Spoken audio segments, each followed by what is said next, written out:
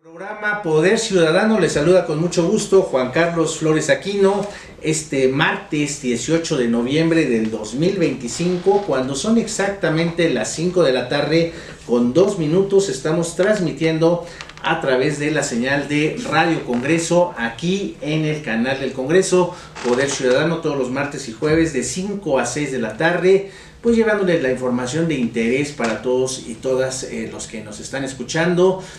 Ya lo sabe, estamos platicando con diversos actores de la vida nacional, de la vida política, además de los vecinos, las vecinas, por supuesto, para estar informados correctamente de lo que sucede en nuestro país, en nuestra ciudad, en nuestra colonia, en nuestro pueblo, en nuestro barrio, en todos los lugares donde hacemos comunidad. Y iniciamos este programa con esta canción que está muy bonita, la de Pedro Infante, porque un día como hoy, hace 108 años, pues nació Pedro Infante, el ídolo del pueblo, que recordamos cada año con muchísimo gusto a este gran ídolo Pedro Infante. Más adelante en el programa les estaremos dando algunos datos interesantísimos sobre este actor, cantante, este ídolo de nuestro pueblo que sigue vigente aún después de mucho tiempo y que permanecerá siempre en el gusto de todo el pueblo de nuestro país. Y le doy la bienvenida y de una vez le entramos al tema porque es algo muy importante, muy interesante lo que vamos a platicar el día de hoy con la senadora Celeste Asensio. Bienvenida, senadora, qué gusto recibirla en Poder Ciudadano nuevamente. Hola, ¿qué tal? Pues con el gusto de saludarles a todas las personas que nos están escuchando y de estar aquí con ustedes nuevamente. Gracias, oiga, pues le fue muy bien la presentación de su libro. Sí, la verdad bastante bien, muy agradecida con todas las personas que pudieron acompañarnos y también con Dani, que fue quien me acompañó a presentar este libro allí en el Zócalo de la Ciudad de México. Sí, nos enteramos que estuvo muy buena la presentación y ya leímos alguna parte del libro, ya leímos su artículo, está bien interesante y ojalá se haga una realidad pronto lo que se requiere para el pueblo de Michoacán. Lo deseamos de buena fe para que se puedan concretar todos esos proyectos de mujeres de historias de mujeres muy importantes, relevantes del estado de Michoacán, y qué bueno que se hizo este libro. Y senadora, bueno, usted también preside la Comisión de Derechos Humanos aquí en el Senado, pero hay un tema que es inevitable tocarlo por todo lo que ha sucedido durante estas semanas en nuestro país, que lo convulsionó de alguna forma y que tiene que ver con su estado, con Michoacán, de donde usted es originaria y que además lo conoce perfectamente al estado. Usted fue diputada federal uninominal, es senadora uninominal por el estado de Michoacán y pues bueno, nos enteramos de todo lo que ha sucedido, que no es algo nuevo, tiene ya mucho tiempo desafortunadamente. ¿Quién mejor que usted que nos pueda platicar lo que ha ocurrido desde que yo recuerdo, desde el 2008? Bueno, primero cuando arrancó esta absurda guerra contra el narcotráfico que inició el expresidente Calderón, de muy mala, sin ninguna planeación y de muy malos resultados, con absurdos que aún no entendemos, y de esas historias me acuerdo perfectamente, me parece que fue en el 2009, usted me corregirá, cuando por primera vez, recuerdo muy bien, en un grito de independencia, estalló un coche bomba en el Zócalo de Morelia en pleno grito de la independencia, ¿no? Desde entonces pues el estado ha estado con un tema difícil de seguridad e inseguridad que ha permanecido pues resultado de todo este tiempo que pues sin ninguna planeación, sin ningún objetivo a mediano o largo plazo, se siguen desafortunadamente viviendo estas consecuencias y pues el desenlace fatal de Carlos Manzo, que usted lo conoció muy bien. Vimos un video donde estaba usted junto a él en la Cámara de Diputados y pues queremos platicar esta tarde sobre este tema, senadora.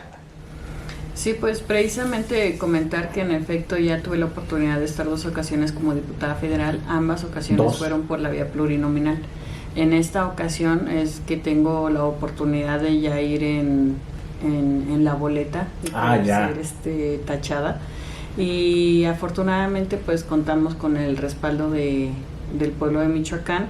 En efecto, con Carlos fuimos compañeros, fuimos diputados federales en la última legislatura del 2021 al 2024 y pues eso fortaleció muchísimo una relación, considero, de amistad, más allá del movimiento del sombrero, más allá del movimiento guinda.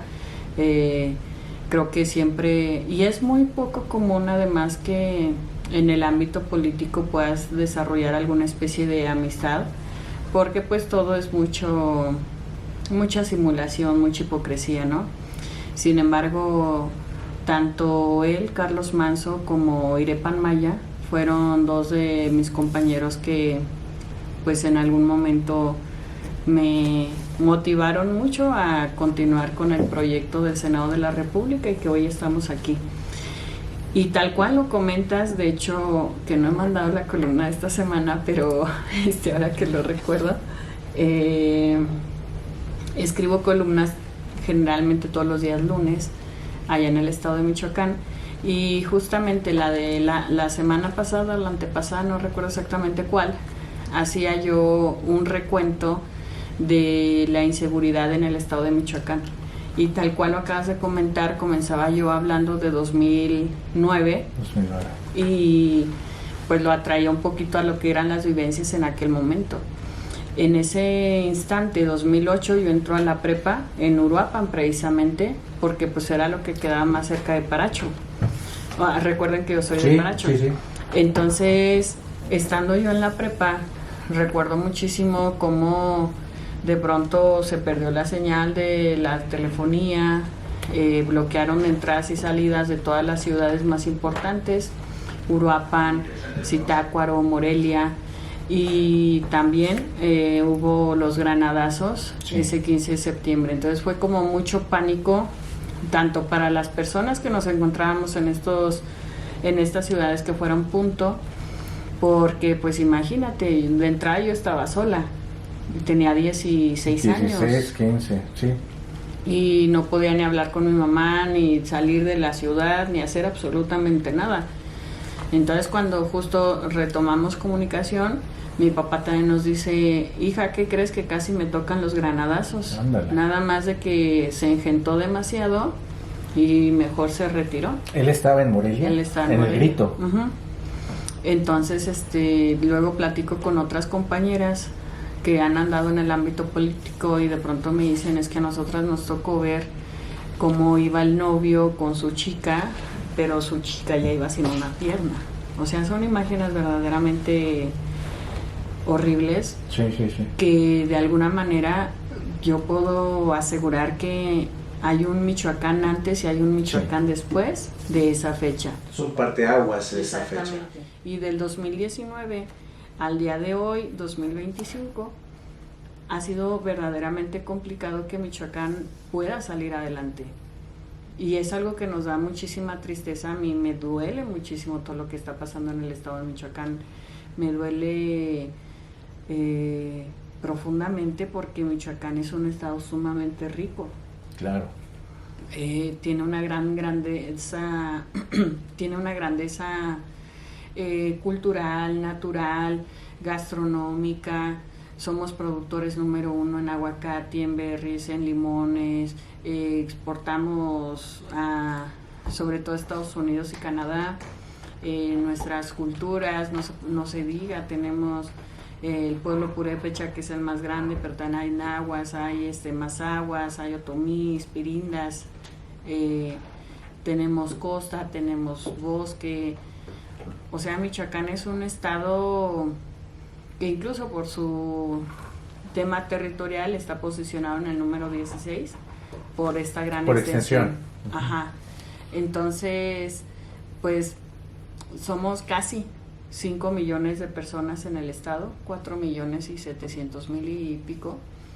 Y pues de pronto darnos cuenta a través de algunos libros de cómo han vivido la violencia diferentes personas en diferentes zonas, pues nos hace plantearnos por qué hasta ahora se está haciendo algo verdaderamente que sí vaya a generar un cambio, ¿no? Que sí vaya a generar, a profundizar.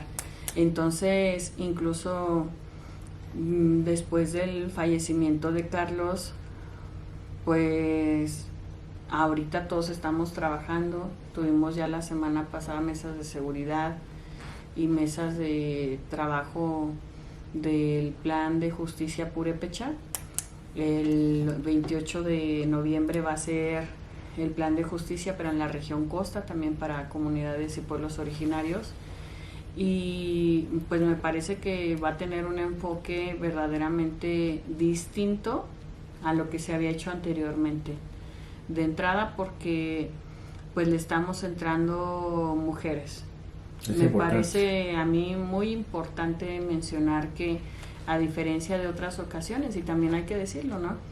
De pronto, tú lo comentabas muy bien, esta guerra contra el narco que estalla Felipe Calderón y que de pronto ahorita pareciera que todo está siendo controlado por la oposición con esta supuesta marcha de la generación Z, donde había todo menos jóvenes, y de pronto pues ves que es completamente algo planeado para estar atacando a nuestra presidenta y a este gran movimiento de Cuarta Transformación. Fíjese qué bueno que lo menciona, senadora, y se lo queríamos decir, porque precisamente sabemos que usted, qué bueno que nos lo comenta, 2 veces diputada federal, pero ahorita que nos está comentando que estaba en la prepa, cuando fue lo del bombazo, pues eso fue en el 2009, ya son 16 años, uh-huh, que ha sido su vida, o sea, la prepa, la universidad, las diputaciones, el trabajo público, uh-huh, y usted ha sufrido todo lo que ha significado, porque usted queda a su tierra, nos damos cuenta inmediatamente, es michoacana hacia el 100%, primero con los errores del comandante Borolas. Pero luego viene otro que también no se quedó atrás, Enrique Peña Nieto con el nefasto de Alfredo Castillo. Es correcto. Las decisiones infames, que yo no sé por qué no está en la cárcel Castillo, pero usted trae la película completa, o sea, usted trae la historia. Es que además en ese momento pues yo lo vivía como una ciudadana común, o sea, vaya, no tenía la oportunidad de estar del otro lado de la moneda, por así decirlo. También recuerdo que estaba yo haciendo mis prácticas profesionales en el Ministerio Público. ¿Estuvo en el DMP? Ajá, yo estaba ya en tercero de universidad, uh-huh, pero según yo quería ser penalista. Entonces, pues me voy al Ministerio Público, ajá, y en eso acuérdate que también se da todo el sistema de justicia penal, y cambian ajá, a todo lo oral y demás. Y en ese momento justamente llega allá en Michoacán le conocíamos como el virrey. Claro, Castillo. Hasta creo que hubo un libro de él, del virrey, de todos, ajá, los excesos, ¿no? Por eso virrey. Ajá. Claro. Entonces, cuando llega allá, pues te das cuenta que en realidad lo que ellos buscaban era desarticular a los pequeños grupos que había para que entrara un grupo más grande, que no es de Michoacán, es de nuestro estado vecino de Jalisco. Entonces, pues son cosas que nosotros vivimos allá como estudiantes, que vivimos como ciudadanas, que vivimos como parte de este sistema que había. Y pues en efecto, de pronto cuando yo aquí llego al Senado de la República y veo a los compañeras de oposición haciendo un circo con el sufrimiento de una familia, con el sufrimiento de un pueblo, pues porque sí. Mira, yo cuando regresó, uh-huh, a Uruapan fallece Carlos el 1 de noviembre y yo regreso el primer viernes, que no me acuerdo qué fecha sería, pero ahorita lo checamos, sí. Sería como el que 5 o 6. El 1 de noviembre fue sábado, el viernes sería 7. El 7 de noviembre. Entonces, desde que entramos acá por la autopista, por Calzoncin, yo, uh-huh, le pregunto inmediatamente a uno de mis compañeros que íbamos ahí en el auto, le digo, oye, ¿qué sentiste cuando entraste a Europa? Uh-huh. Porque al menos yo cuando entro, uh-huh, siento 2 cosas, tristeza y miedo. Pero así, o sea, en serio, y de pronto, pues dices, ¿cómo es posible, no? Porque, pues entonces, la cuestión es aquí, ¿qué vamos a hacer? y que no quede impune esta muerte. Y más cuando era, pues también se lo pregunto así, usted no lo acaba de comentar, con una amistad que había con Carlos, ¿no? Con Carlos Manso, que pues pega doble, ¿no? Aparte de ser el compañero en la actividad política, pues la amistad que forjaron. Sí, la realidad es que Carlos siempre fue un hombre con muchos principios y además pues estaba también cansado de toda esta situación. Es que él tenía 40 años, o sea, también a él le tocó, pues si yo estoy diciendo cómo lo vivía a los 16. Él lo vivió a los 20 y tantos. Ajá, a los 21. Toda su juventud. Exacto. Entonces era una situación en la que, vaya, es como si ustedes aquí supieran que en Tepito asaltan y nadie hace nada, ¿no? O que aquí en La Guerrero, en cada semáforo van y te quitan un celular y los tránsitos están viendo y no dicen nada, ¿no? Claro. Entonces, pues allá también muchas personas saben cuáles son los puntos, saben puntos rojos, pues, ¿no? Las zonas de peligro y demás. Y pues lo único que hacemos es decir, no voy a pasar por allí después de las 5 de la tarde porque es peligroso, ¿no? ¿Por qué? Pues porque había tanta impunidad.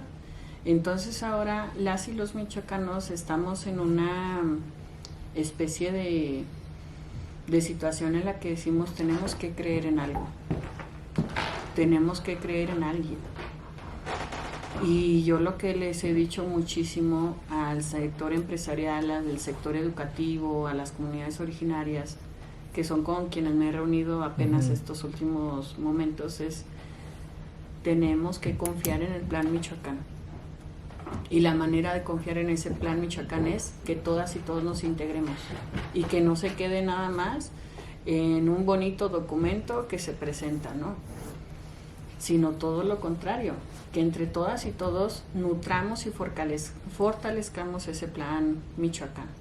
Fíjese, senadora, que le escuché con atención al principio y usted dijo algo que me parece muy relevante, que las mujeres forman ya parte de la actividad pública, que Michoacán pues es todavía un estado conservador, ¿no?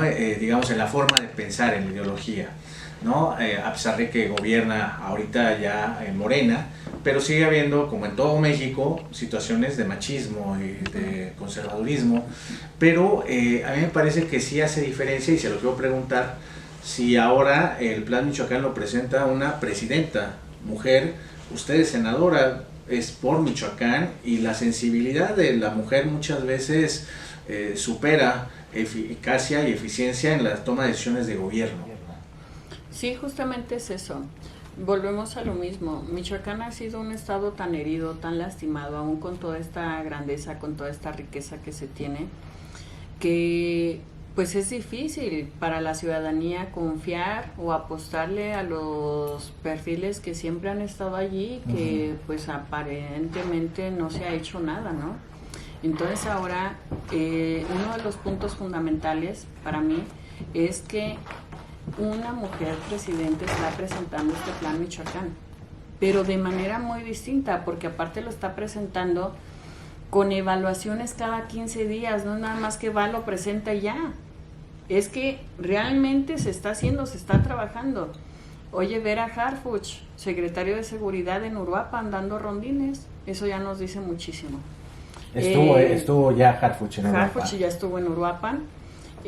Adelfo Regino, titular del INPI, el titular del IMSS, estuvieron en Santo Tomás, en la Caña de los 11 Pueblos.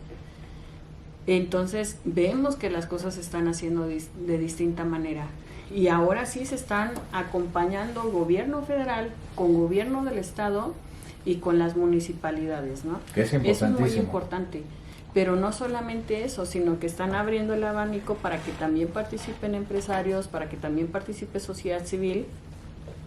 Y vaya, uno de los cambios fundamentales es que ya se nombró un nuevo secretario de Seguridad en el estado de Michoacán. Es justamente lo que le iba a preguntar, el nombramiento de José Antonio Cruz Medina, que según lo que uno lee, ya usted nos lo dirá, es alguien que también tiene una coordinación muy estrecha con el secretario Harfuch. Él ya había estado participando allá en el estado de Michoacán en áreas justamente de inteligencia igual ya tenía también el gusto de conocerlo, y pues la cuestión es no nada más, vaya, y ojo con lo que voy a decir, no es nada más que él llegue y que todos digan, ya cambiaron al secretario de seguridad, ya las cosas van a cambiar. No, claro. Es que vamos a hacer todos como ciudadanos, como ciudadanas, para apoyar a esta persona que va llegando y no dejarla sola, ¿no? Entonces es que tenemos que darnos cuenta que todas y todos tenemos que actuar. Claro. Y desde ese punto de vista, pues ahora sí decir,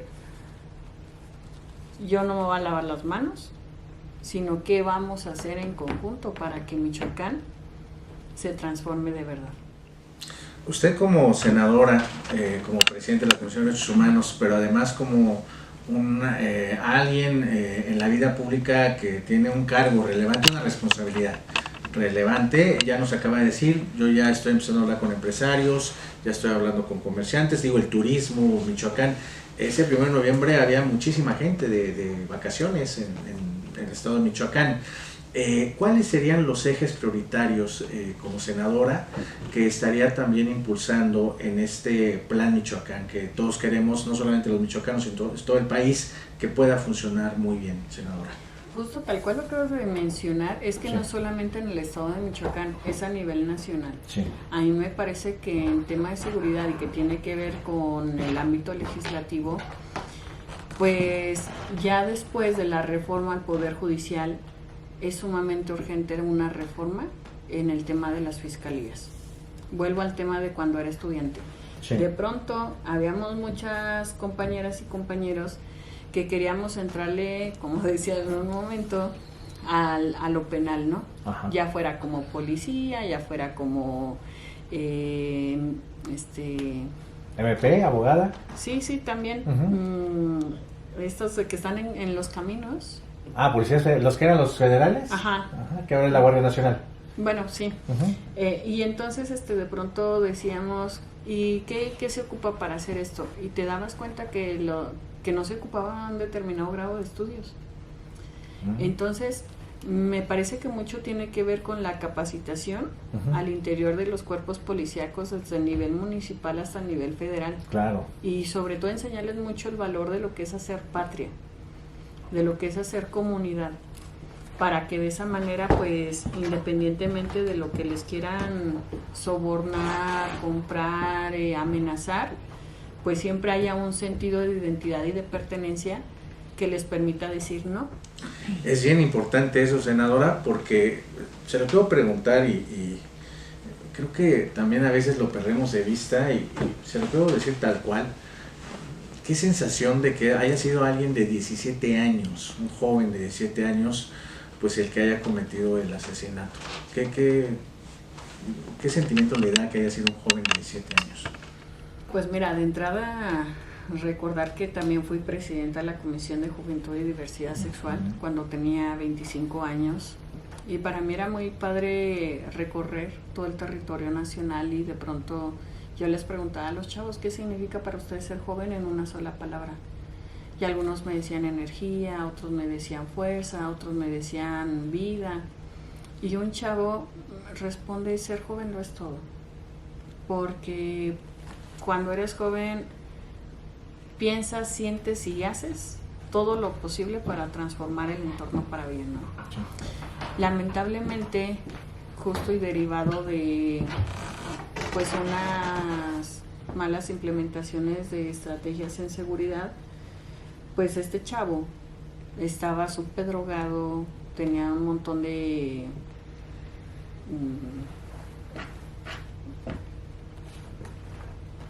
¿intoxicación? Sí, de sustancias en su cuerpo, y es ahí donde te das cuenta y nuevamente repudias a todo este narco, ¿no? Claro. A todo este sector, porque además muchas ocasiones a las y los chavos les prometen que les van a dar un trabajo, es lo de las desapariciones forzadas, les prometen un trabajo, les prometen un amor, les prometen dinero.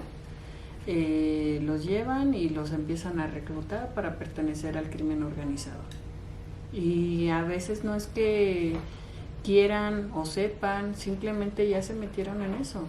Y es lo que mucho ha mencionado nuestra presidenta, la doctora Claudia Sheinbaum Pardo, pues tenemos que partir desde las causas. Sí. Ahora, yo también de pronto había ido a una comunidad que se llama Quinceo y les digo, bueno, vamos a hablar sobre empoderamiento político de la mujer. Y el primerito que me dijo que no iba a hablar de ese tema fue el jefe de tenencia. Aquí no me vengan a hablar del empoderamiento de la mujer, aquí la mujer a su casa y atender a su familia y a su marido. Pero ojo con lo que dice. Si quiere la diputada en aquel entonces, que venga y que nos hable sobre adicciones. Eso sí nos interesa. Yo dije, pues es que claro, porque al final del día si hablo de adicciones va a conllevar a la violencia. Y la violencia se va a dar en casa.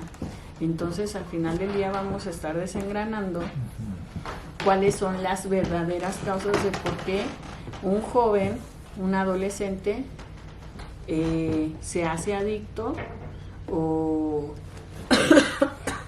perdón, sí, adelante. Se hace adicto o violento. Es un círculo vicioso lo que hacía este jefe de tenencia.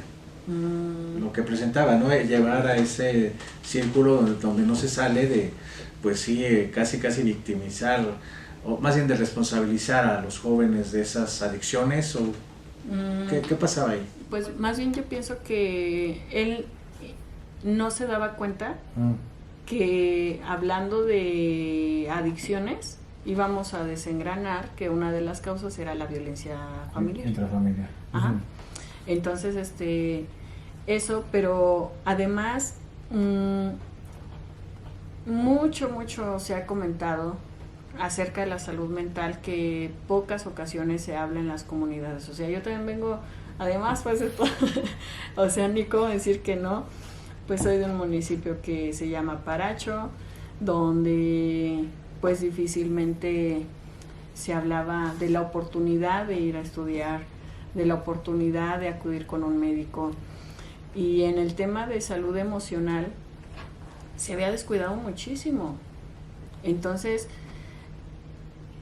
desde mi óptica, y a lo mejor va a sonar súper utópico, pero lo único que va a lograr que transformemos nuestros entornos es el amor. Es el amor de los padres con los hijos, es el amor, el respeto que hay en las escuelas, o sea, va a ser una situación de sí las causas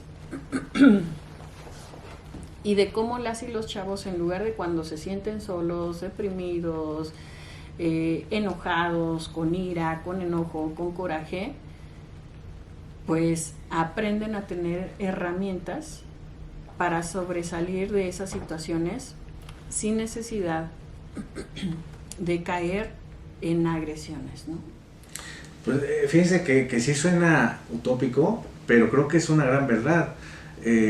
Creo que la forma en como lo acaba de describir muy bien, a ver, alguien, este tema de reclutamiento, que también ya es una de las vertientes, creo que junto con la propuesta que tiene usted, senadora, de las fiscalías que tienen que revisarse, el tema de reclutamiento de menores, precisamente hoy publicamos en la web de Poder Ciudadano a un articulista sobre el número tan alarmante que ha crecido en el país de reclutamiento de jóvenes, y lo acaba de decir también, o sea, la salud mental es fundamental. Si esto fue antes de la pandemia, no quiero ver todo lo que se incrementó después de la pandemia, con todo lo que estamos viviendo en todos lados, de agresiones, de violencia, y pues lo acaba de decir, senadora, o sea, un joven que puede estar decepcionado por su familia, decepcionado por el amor, sentir algo ahí que a veces no pelamos mucho, y que pues es fácil que caiga en las riendas de estos delincuentes, de esos maleantes, con la falsa promesa de que mira, aquí vas a obtener esto,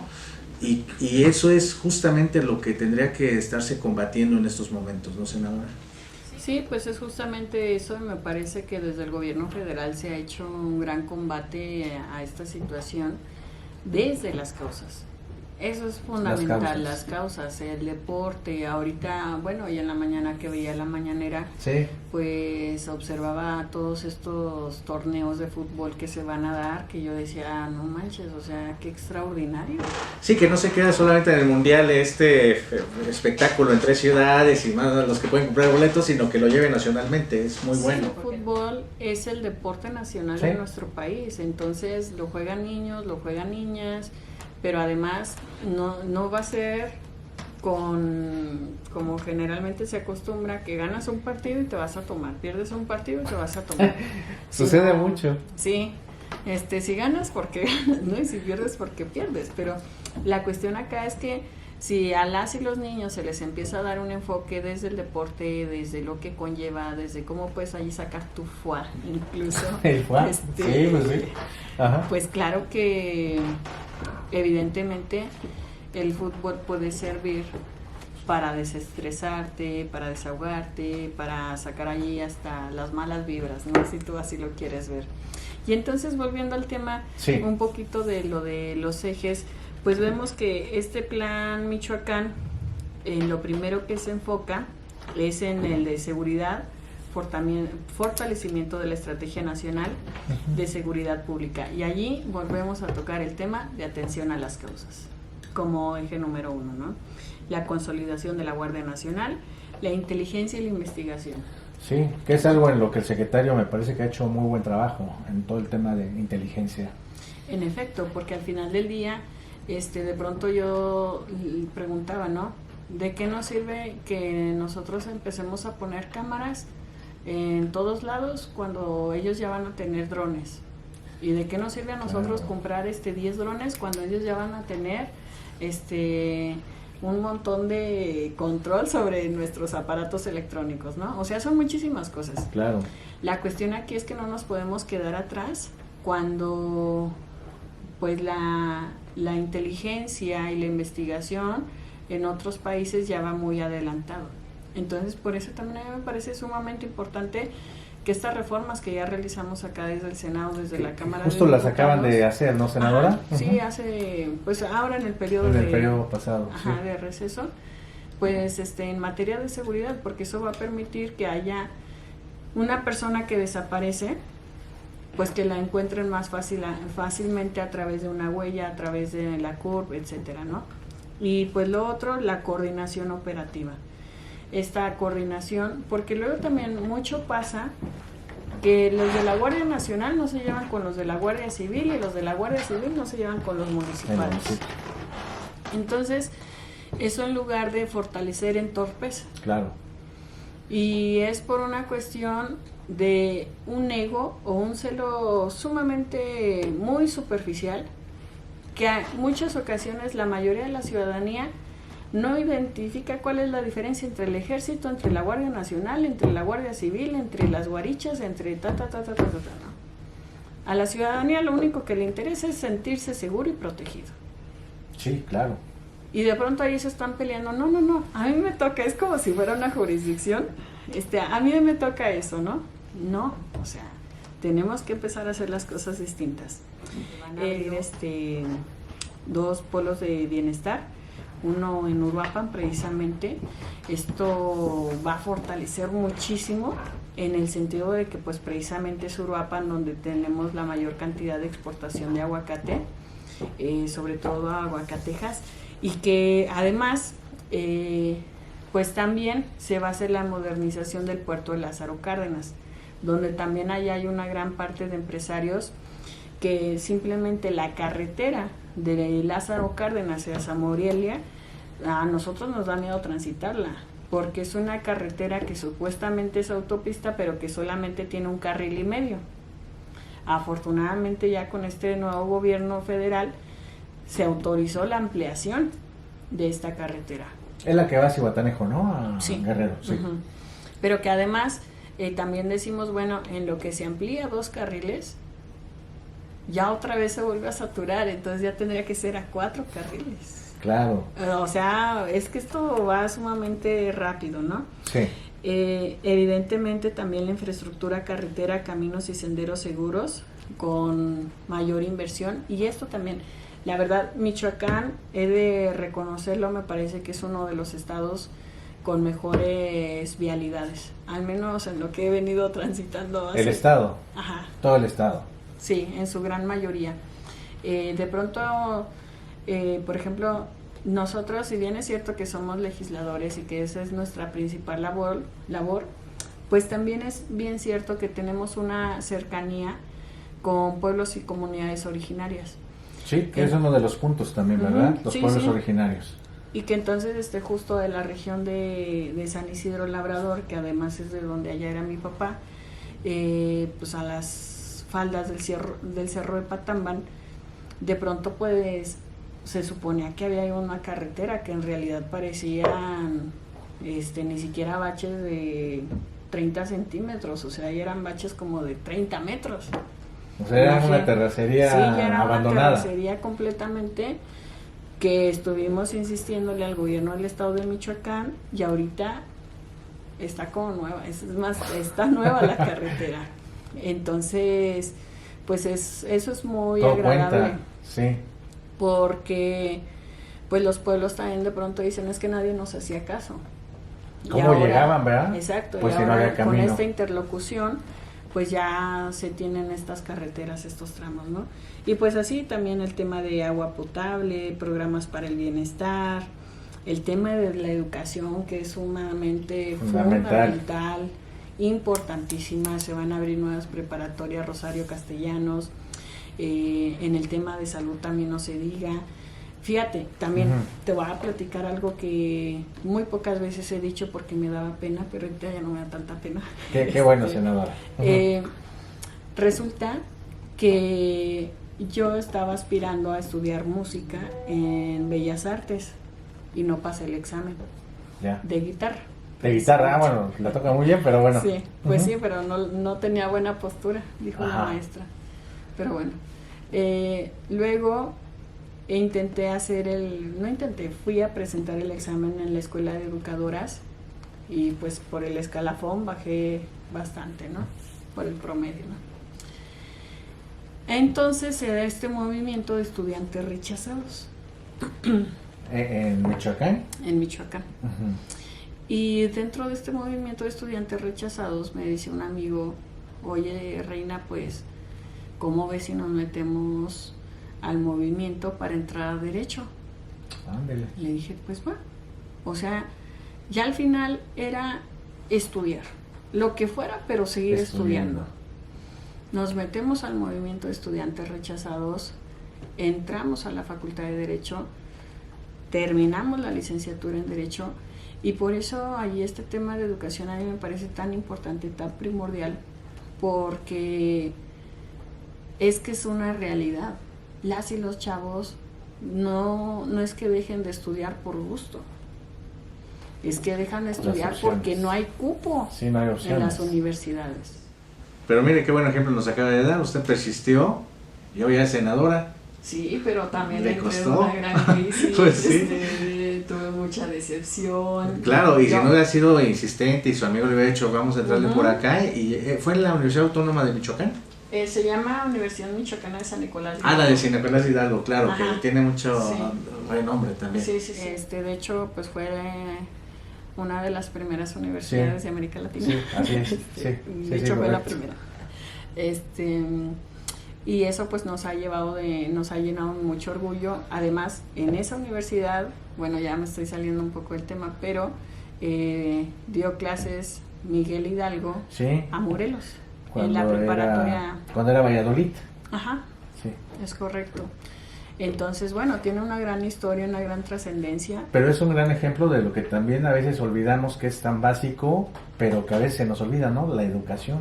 Exacto, entonces creo incluso que lo único que también va a transformar verdaderamente a un país, una sociedad, una comunidad, un entorno, es la educación. Sí, de acuerdo. Entonces, pues, también allí el hecho de que ahora se vayan a expandir escuelas de nivel medio superior como la Rosario Castellanos allá en el estado de Michoacán, pues va a dar una pauta impresionante para que las y los chavos no piensen, como en su momento yo lo llegué a considerar, que el burro no tiene la culpa, pero pues en algún momento dije, chin, es que de seguro pues yo no soy buena en el estudio, no sé, o sea, porque desanima muchísimo. Claro, pues cómo no. Y entonces ahora que las y los chavos tengan esta posibilidad, tengan opciones, exactamente, pues va a abrir muchísimo para que Michoacán siga creciendo. Entonces es ahí donde observo que sí es real este plan Michoacán y que si las y los michoacanos necesitamos creer en algo, es en este plan Michoacán, y creer en alguien es creer en nosotras y en nosotros mismos para que esto se fortalezca y fluya de la manera que tiene que avanzar. Así es, senadora, pues le quiero dar mucho las gracias, senadora, que se haya dado el tiempo, porque además sabemos que anda con algún tema de salud, pero muchísimas gracias por cumplir este compromiso con Poder Ciudadano, con Radio Congreso, y es de mucho aprendizaje lo que nos acaba de dar, reconocimiento, porque pues a veces es muy fácil, usted lo mencionaba, yo sobre todo cuando hay políticos, lo tengo que decir así, oportunistas, que se cuelgan de alguna causa que es muy dolorosa para quienes la sufren, y que pues de repente vemos, pues, unos a veces ni se acuerdan del nombre de la persona que asesinaron, de Carlos Manzo, o algunos pues nunca se han parado en Michoacán. Entonces creo que con todo lo que nos acaba de explicar, pues como usted lo decía, nos da esperanza de que cambien las cosas para bien en Michoacán, y ojalá que así sea, senadora. Claro que sí, y desde luego que la invitación es a que todas las compañeras y compañeros del estado de Michoacán nos unamos, nos fortalezcamos, confiemos y sobre todo tengamos mucha esperanza, y que no nos dejemos vencer, porque eso es lo que han querido, nos quieren romper, nos quieren quebrar, nos quieren dejar sin fe, sin esperanza, y pues no podemos permitirlo, al contrario, tenemos que fortalecernos hoy más que nunca. Muchísimas gracias, senadora Celeste Asensio, presidenta de la Comisión de Derechos Humanos, senadora por el Estado de Michoacán, y pues la esperamos nuevamente próximamente aquí en su programa. Gracias. Vamos a...